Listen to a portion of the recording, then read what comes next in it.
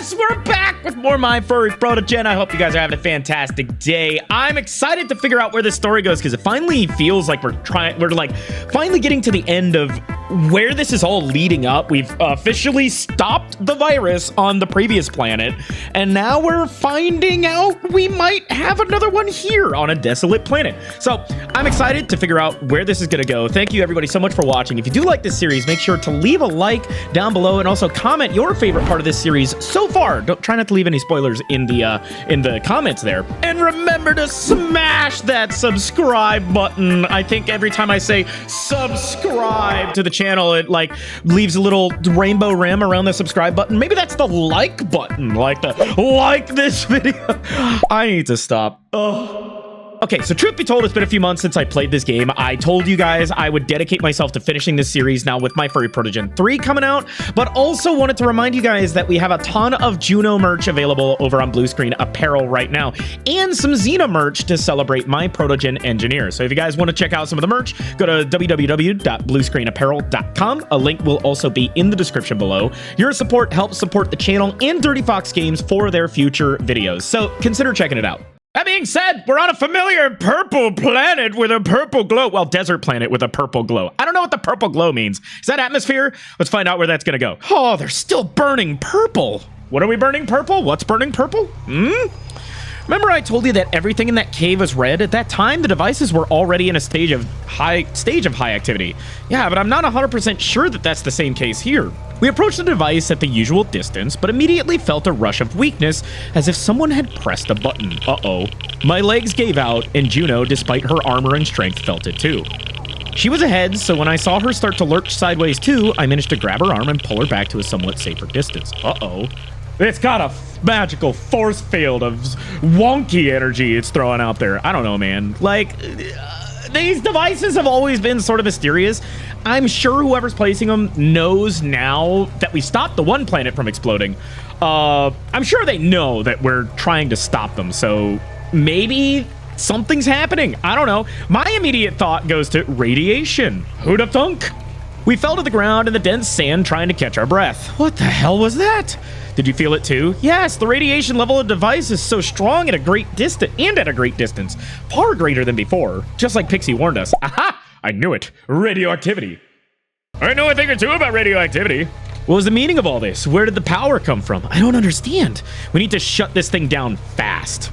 You're right, we need to act as soon as possible. JUNO pulled out the helper bot. The bot moved briskly across the sand, heading towards the device, but the closer it got, the slower it got, until it finally stopped 10 meters from the device. Oh shit, so they increased the amount of radiation going out from it, so like, this is relevant because I just literally rewatched the miniseries Chernobyl on HBO, and they talked about when they sent robots up there to try to close things off or try to clean off the graphite from the roof and all that. The robots failed because there was so much radiation, it was fucking with the electronics. So that's kind of what I'm imagining is happening here. It's like, radiation is scary, dude. Radiation, I have a new unfound fear of radiation, and this is giving all the radiation fear vibes. So I'm imagining the bot's not doing too good with this radiation. What happened to it? I don't know. Did it just turn off? Is that even possible? JUNO frowned. Purely theoretically, of course, it is possible if the flow of energy is too strong. But what do we do then? We can't turn it off manually. The bots are our only chance. Should we try to send the others? It won't help. We'll only lose them. Then what do we do? Damn it, this just keeps getting worse and worse. Although, I wonder if the virus is mutating. The planetary virus that kills planets. JUNO and I began to think about what to do next, but nothing came to mind. Suddenly, JUNO's face expression changed, as if she finally thought of something. What? JUNO shrugged. I don't know yet, but I think I have an idea. There's our girl! Smart as ever! Oh, what you got? Lay it on me, girl. Lay it on me, JUNO. Lay it on me. What do you need? What do you need the little protogen to do? I will do anything! Just tell me what you need! I'm your man! The manly man. JUNO summoned Pixie, who brought the jet closer to us, trying to stay a safe distance away so the jet wouldn't malfunction. JUNO went in and came out with 12 devices, 3 from the first planet and the other 9 from Wire. Oh, the planet devices, okay. What are you gonna do with them? I have an idea, but I'm not sure how well it'll work. I remember I said before that the devices are interconnected. I think we might activate a few of them and place them near this one, then the energy accumulated in this device will be redirected to the others. That way, they will distribute the energy among themselves, and it will become weakened. Oh! Basically, it's going to distribute the energy throughout all the devices, and then weaken the level of radiation going around the devices so that they can pick up the devices. But wouldn't that then make the devices you have to pick up still and deactivate? Like, wouldn't that make them stronger if the energy is stored in a network, a wireless network? I still don't know how it's being transferred wirelessly. That's some sci-fi bullshit if I ever heard so myself. That's some fucking Star Trek, goddamn Riker maneuver bullshit. What makes you think the energy will weaken? Those devices were always positioned with a great distance between them. I think that's because they steal energy from each other if you place them in one spot. And because the devices need time to speed up, they don't enter a state of heightened activity immediately, so we'll have enough time to turn the other ones off. So, to absorb the energy of this device, the others will have to activate gradually. This powerful one will weaken, and the others won't have time to heat up. In that time, we can disconnect them. Or, worst case scenario, this move would make them accelerate even faster. I'm not 100% sure. That's a risk I'm willing to take. You know what? I believe in you, JUNO. You're smart. You're so pretty. Gosh, you're pretty. So, we either take this huge risk or do nothing at all. Yep, but even if we risk it, we'll have enough time to get into the jet and fly away. I nodded, agreeing to this dangerous plan. Although I didn't understand everything, I surely hoped that JUNO's plan would work and that her theory would prove correct. JUNO took out 3 more devices and, with the help of robots, placed them at a sufficient distance from the main one. The bots activated the devices, and for a few seconds, JUNO and I silently watched what was happening, our hearts stopping as we awaited an explosion. I imagine, yeah, if you were to put all of them together and all that radiation and, like, energy getting together, yeah, you'd probably explode. But no explosion came. Pixie's voice came through our communicators. JUNO, my sensors have detected the device's activity has decreased. Now it's low enough to disconnect it and the others. It worked! JUNO, you're brilliant! She's so smart. Look at her. Not only is she beautiful, she's fucking smart. Not only is she sexy, she's fucking intelligent. God, nothing gets my gears turning like a woman that could kick my ass at chess and taekwondo. JUNO smiled but didn't rejoice. It's too early to celebrate our victory. Let's turn these things off. With the help of JUNO's bots, we managed to disable the first device and then the remaining ones. When that was done, I breathed a sigh of relief, even though we still had a few more devices left on this planet. Do you think this will be a problem with the other, every device left? JUNO shrugged. We'll know when we see it. Hey, I mean, if it worked once, it'll work for the others. But I think at this point, if you stop a second planet from exploding, you're definitely getting the attention of whoever's placing these things. Foreshadowing, because I've been spoiled. Well, this game came out over a year ago. Leave me alone, okay? I'm just now getting to it. It's okay. It's not about the destination. It's about the journey. It's about the JUNOs we made along the way. I mean, the friends we made along the way. I'm innocent. We got on the jet and flew to another part of the planet. Soon we approached another device, and Pixie informed us about another burst of activity. Wait. They're only activating when somebody gets close to them? It's like it senses us and becomes defensive as soon as we get close. But why would it work like that? They haven't done that before. JUNO hummed thoughtfully. Do you think whoever's behind this knows about us? Oh, I 100% believe it. My own words sent shivers down my spine. I suppose it could have happened. We'd been lucky enough not to have been attacked by someone before. But what if he knew about us already? I don't know, but I've been thinking about this for a long time. If the devices are linked together and send energy to a certain point, there surely would be someone who receives that energy and knows what the devices are gradually shutting down. I mean, we've already proven it's on a network, so it makes sense that he or whoever, I've been spoiled. It makes sense that whoever's putting these down is also monitoring the network. And if they notice things going down, of course they're gonna be like, what the fuck? I'm gonna fix this shit. Perhaps he realized someone was following him and did this to the devices. I really don't want that to be true, but since the devices have started behaving this way, JUNO nodded. Sending the bots off in a pre-made pattern, set up the old devices, turned them on by redirecting the power into them, shut down the main device, and finally shut down the auxiliary ones. Let's hope he miscalculated and didn't expect us to come up with this solution. But for the future, we need to be extremely careful with the next planet. Who knows what he might come up with? Do you think he can change the virus? Or something worse? I don't think so. A virus like this was obviously created painstakingly. It would take time to replace it with a new one. But yes, if this someone changed the virus and infected us, we wouldn't have time to come up with a new vaccine. Damn it. Don't worry, Raeal. We'll be fine. We'll figure it out as we go along. Having switched off the second and third devices, we went onward. The last device, the fourth, was located in the heart of the planet in a mountainous area. But it was as empty and quiet as the previous places we had visited. Shall we observe how it behaves or just turn it off? JUNO shook her head. It's too risky. I wanted to set up hardware to monitor it, but given all the events, better to just shut it down and move on to the next location on another planet. There's nothing to infect here anyway. You're right, let's get out of here fast. When JUNO managed to disable the remaining device, we folded up all the available ones and gave them to the bots sending the devices to the jet. So the in-game music just completely shut off. And that worries me. Video game 101, horror 101, anticipation.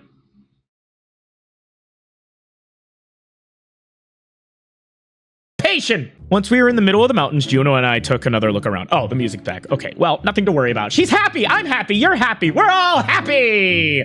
Yay! Job well done. We've done it. I'm glad to be of help, my fair scientist lady. Now, shall we go back to the ship for relations? This planet brought up strange, unpleasant emotions. It seems like it had once lived like all the others, but a lot of time had passed since then. And everything on it had simply died. We didn't know what secrets it held, and that only made the anxiety grow stronger. The protective helmet on my face was starting to get uncomfortable. I wanted to get rid of it and get in the shower as soon as possible. JUNO and I both seemed to be covered in head to toe in sand and dust. Oh, I hate sand. It's rough and coarse and gets everywhere, especially under my circuits. God, I need somebody to open me up and clean my circuits. Even so, I was glad we managed to save this planet from destruction. I'm a good boy! See, I fetch things and I do things very well. We turned to go to the jet, but at that moment, Pixie's voice came through the communicators. Uh-oh. Why? The music stopped again! It was hard to make out what he was saying through the interference, but even the scraps of words made us instantly tense. Raeal, JUNO,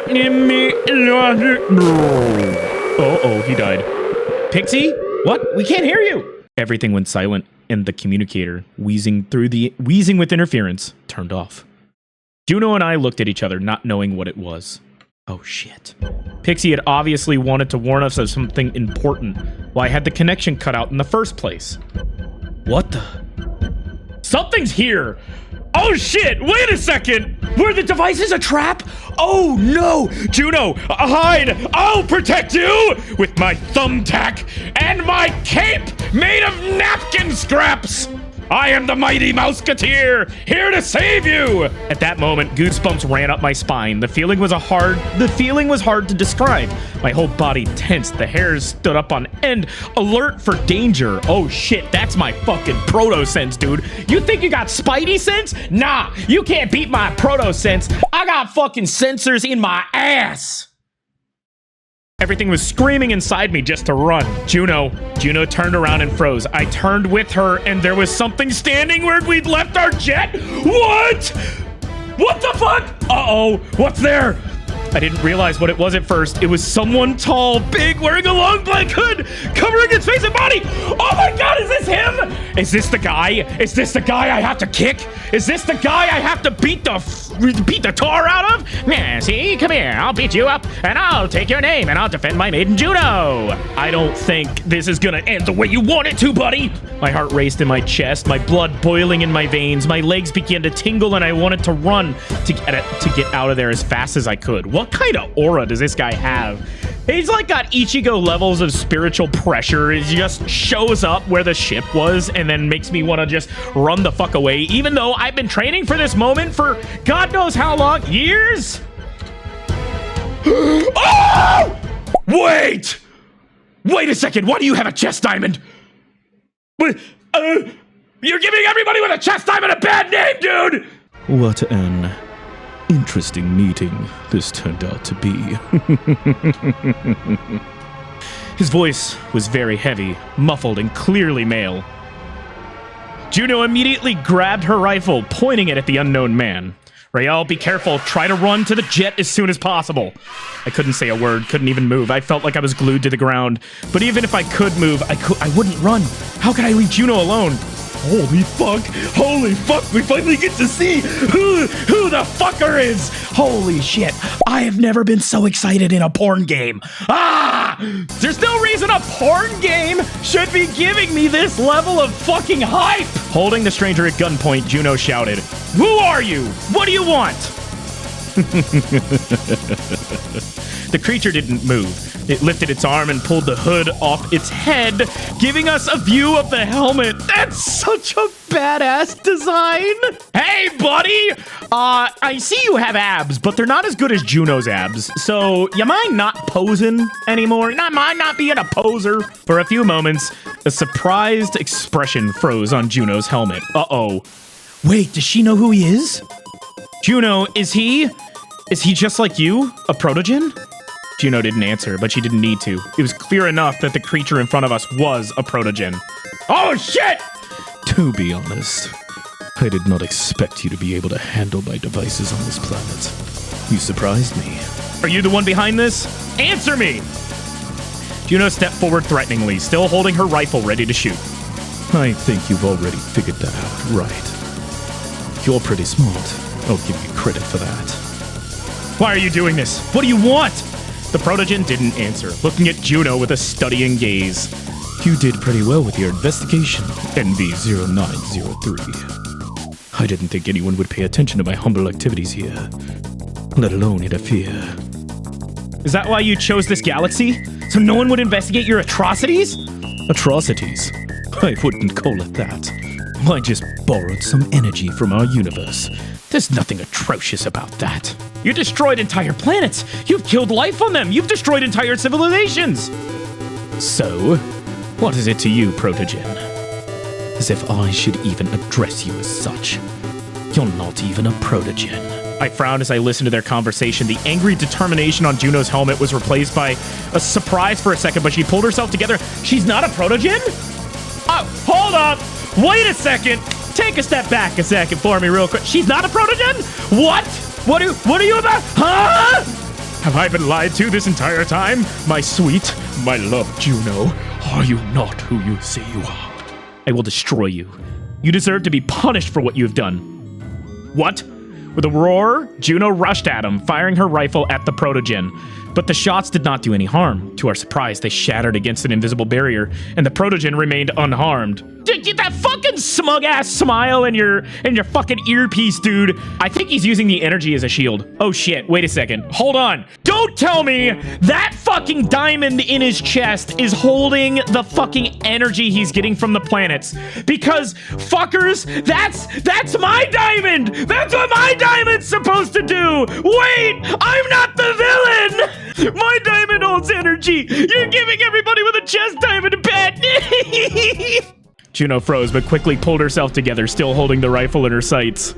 Raeal, leave. Now, get out of here. You don't have to tell. Oh, action scene! Juno tossed her rifle aside and grabbed a self-drawing blade from behind her back. Holy shit, that's badass! Oh, look at her! Okay, is he gonna... Wait. Hold on. They're diving into the Protogen lore. I bet he's gonna use some force shit in a second. Some kinetic abilities because of the archive. Wait a second. Are they actually going to use Protogen lore? Wait! I think it was the weapon Xena mentioned when she gave Juno her armor. Juno activated it, and with a belligerent cry, she rushed to attack him. That's gonna end badly. The Protogen stood still, not even moving. He didn't even seem to care. Didn't feel any danger. I froze, shocked as I watched the scene unfold. As Juno approached, the Protogen held out his hand, and the whole place lit up in a flash of violet light. No fucking way! They actually did! Okay, I'm sorry. I love Protogen lore. I fucking adore Protogen lore. And something that's not done often enough with Protogen lore is the fact that Protogens canonically have kinetic abilities because of the archive their DNA is infused with by the primogenitors, their creators. So, what we're seeing here is a culmination of what I'm going to assume is a rare Protogen finding out how to manipulate his kinetic abilities to give him energy properties. So what we're seeing is canon to the fucking Protogen lore, and I'm nerding out a little bit because it's fucking awesome, and it's in a porn game! What? JUNO was thrown far to the side. She slammed into a rock with such force that it shook and shattered, fragments of the rocks falling to the ground. Holy shit, she's durable at least. That's good to know for later. My heart thudded in my chest. I was afraid to even move to the side, afraid that if I blinked, JUNO would disappear. I couldn't believe that right now this was happening, that we were coming face to face with the one behind the destruction of all those planets, the one who had destroyed my home and my family. I looked over to where JUNO had fallen, praying that she would get up, that she would be okay. JUNO, get up, please! Everything in my chest froze with horror. For a moment, I thought it was over. My hands shook and I watched with wide eyes. When I turned my gaze to the Protogen, I saw that he was looking at me. A human. A Protogen and a human. I've never seen anything like this before. Get out of here. You heard her. Go back to the jet. I'm not stopping you. My body refused to move an inch, swelling with red-hot hatred. I screamed. Go to hell! The Protogen only grinned. He didn't care a bit about the drama unfolding around him. At that moment, I realized more than ever how useless I was. I couldn't even lunge at him, couldn't hurt him, couldn't kill him. Soon, to my relief, the debris stirred and JUNO was back on her feet. Oh, JUNO, come on! I don't think we can take this on right now! We gotta go! She looked shattered, her armor scratched by shards of stone. Who are you? Who the hell are you? The Protogen hummed, a smirk reflected on his helmet. He looked at JUNO again, studying her with his gaze. I wanted to ask you the same question, NV0903. You look just like a Protogen. You talk like a Protogen. You even move like a Protogen. Except, you are not one. Screw you! I am a Protogen! JUNO grabbed her blade, clutching it in her hand. What the fuck does he mean by this? She's not a Protogen? The unknown Protogen shook his head. Who are you trying to fool? This kid? I know what we Protogens are. And you're just a parody of my species. No implants. Just useless organic flesh. Under useless armor. It's just ridiculous. We might have the same genes, but you are not a Protogen. You have nothing to do with our history. You're just a side experiment made by a Die! Wait. Oh my god, that opened up so many lore possibilities, because that's something I thought about. What if after the Protogen rebellion and after the Protogens become sentient, they start manufacturing their own Protogens, but with less cybernetic enhancements and with more biological enhancements to make them more of their own beings? And that's exactly what JUNO is. What if JUNO is a Protogen from after the Protogen rebellion, after the Protogens gain sentience and free will and autonomy? What if JUNO is part of that generation of Protogens and this guy is part of the original generations of Protogens made by the Primogenitors in order to serve the Primogenitors, but eventually becoming sentient? Now this guy is fucking evil and stupid, and JUNO, we're finding out, is part of the new way. Ah! Oh my god, the lore implications. Holy shit, somebody call Matt Pat. Wait, I am the Matt Pat. I am the Protogen Matt Pat.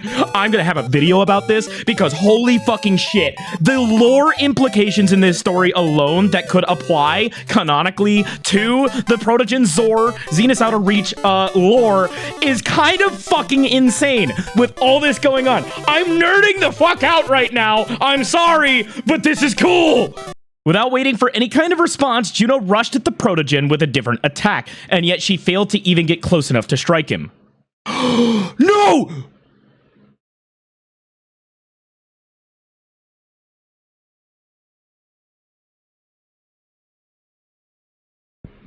With a single flick of his hand, the Protogen threw her into a distant rock, the force of the impact causing a sonic boom to happen. JUNO! JUNO, no! The Protogen grinned upon hearing my voice. I'd get out of here if I were you, human. I won't give you a third chance. But I didn't run. I grabbed the rifle JUNO had thrown to the ground and pointed it at the Protogen. You destroyed my planet! You're a goddamn monster! I swear I'll have my revenge on you! I'll wipe you out, you bastard! Me? Your planet? All right. You can try to take revenge right now, but I doubt you'll succeed. I roared with anger and hatred and pulled the trigger, firing a burst of rifle rounds at the Protogen. And they're just bouncing off. But it had no effect. All the charges shattered against the same invisible barrier. With a wave of his hand, the Protogen knocked the rifle out of my hands, leaving me unarmed.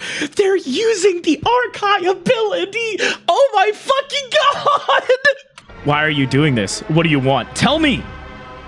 He stared at me as if studying me, his gaze sending shivers all over my body. I don't think you have time for this conversation right now.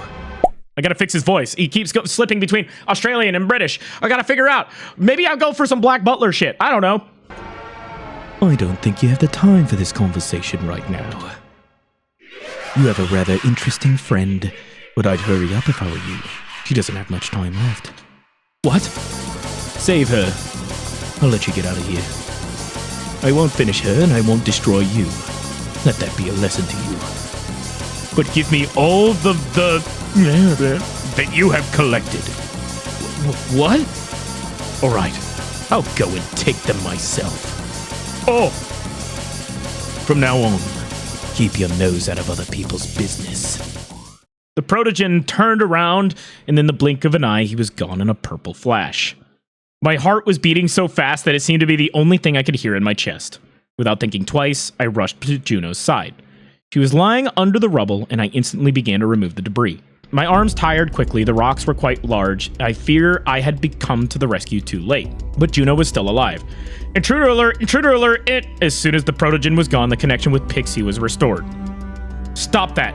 Let him take what he wants. Understood, Raeal, turning off the alarm. I pulled Juno from under the debris. I struggled to rest her on top of me, dragging her towards the jet. Pixie, I need your help. Juno is seriously injured. I was awoken by some new, unknown strength. My adrenaline must have played its part. Yeah! No fucking kidding! Juno's down!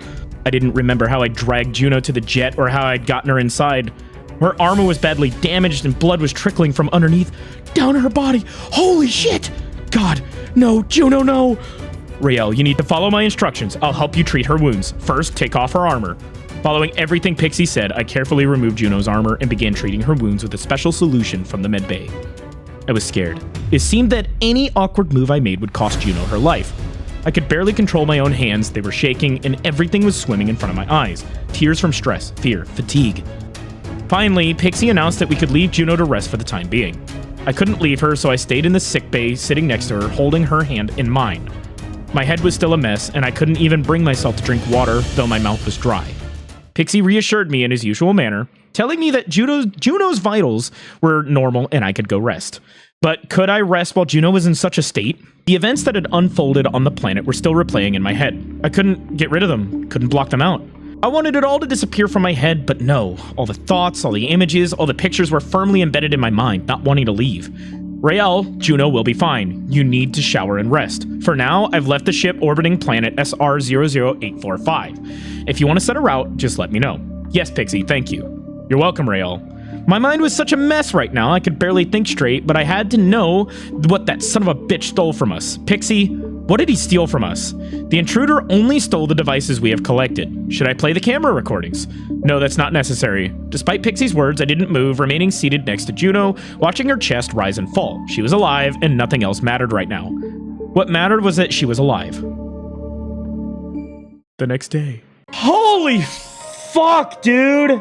Like, the implications of the lore that have just happened that will honestly might make an entire video in and of itself. If you guys are up for that, let me know down below. Would you like how this implies the lore and how it would affect the lore of the Protogens, or how the lore of the Protogens actually goes into this game? Because I want to be very clear, this game is non-canon. I want to be very clear that this game is non-canon to the Zor story, or to the Zor, to the existing Zenith's Outer Reach lore done by Kulkoinu. This is completely separate from that.